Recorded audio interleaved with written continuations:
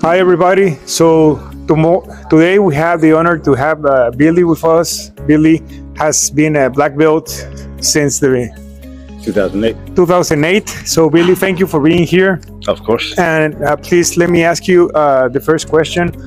What is your remarks on discipline? Discipline is going to be super tough in some areas and super easy in others.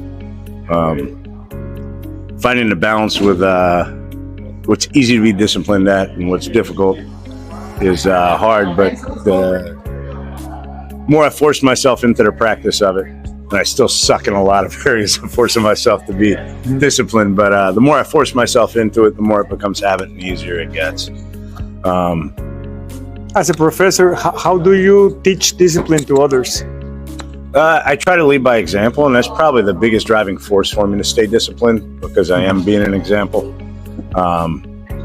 It's really easy for me just to hold myself accountable to be, screw it, I'll do it later. But, you know, when I'm trying to lead by example, I'm held accountable by others, and it's a lot easier for me to follow through on that. Okay, and in regards to leadership, what will be your definition in leadership, and how do you teach leadership to your students? I'm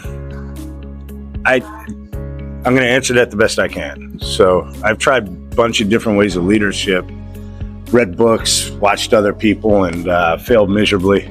And for me, what I do, and I feel I have a really good culture at my academy, is I just try to be one of the guys.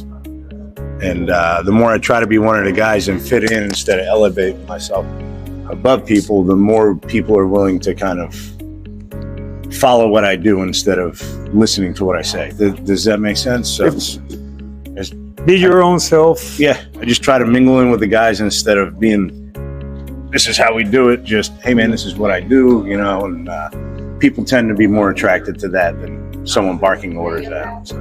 Okay, excellent. And for those who do not practice Jiu-Jitsu, and in this world that is full of pressure and constantly change, how would you advise them to cope with stress and anxiety?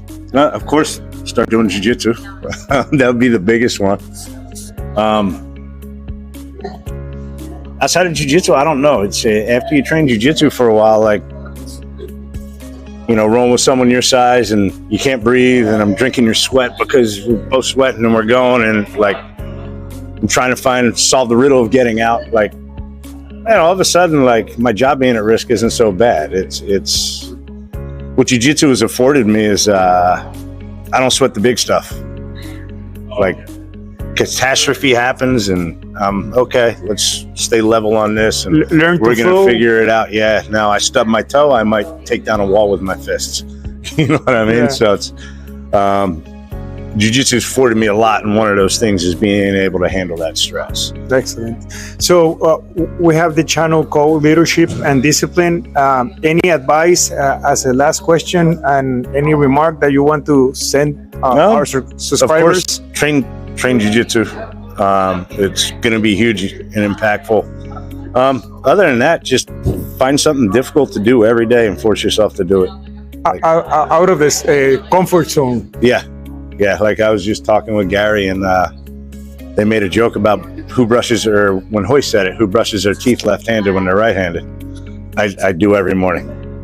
And I'm actually good at it now. So it's okay. Thank you, Billy, for your time. And yes, sir. I hope you like it. On the comments below, we're going to send the social media from Billy, so you can follow him up also.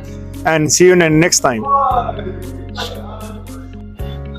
Hola a todos, nuevamente saludos desde el avión, esta vez ya rumbo a Guatemala, de regreso. Muy contento de haber tenido la oportunidad de entrevistar a estas personas maravillosas. Toda la información está en la sección de comentarios. Dale like a este video si te gustó, comparte, suscríbete y nos vemos en una próxima. Hasta pronto.